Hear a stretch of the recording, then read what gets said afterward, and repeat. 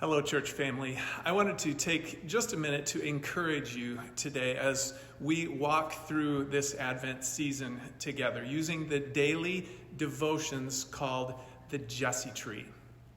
This began on November 27 and will continue all the way up until Christmas. If you haven't been doing this and going through this with us, it's never too late. And it's super easy. Just pick up the daily devotion out in the church narthex here at church, or go online at hudref.org, and under the resources tab you can print out all the resources that you need right from home. So far, the promises of new life coming from this dead stump, the stump of Jesse. We've followed the biblical timeline of the story from creation to the fall into sin through God's covenant promise then made to Noah after the flood.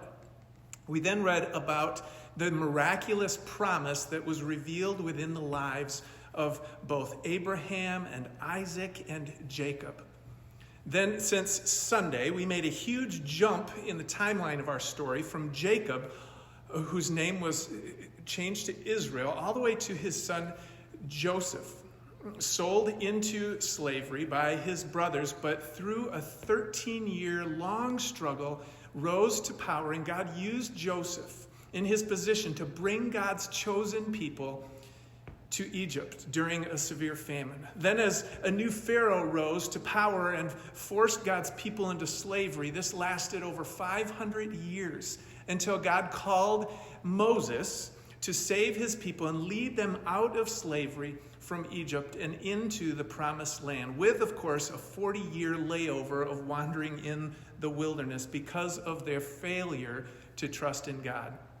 God appointed Joshua, a leader, to lead the Israelites from the wilderness into the promised land, and even used the faith of an unexpected person and many different unexpected people, like Rahab, a prostitute. Now, as we continue through the week, we'll be pointed to Jesus through Boaz, who was a redeemer, to Ruth, and King David, who was a king, a man after God's own heart, a king to the people. And all of these stories point to the true Redeemer and to our forever King that was fulfilled in Jesus Christ. So friends, keep walking through these devotions that continue to help us wait for Jesus and the great sense of hope and anticipation that the Christmas season brings.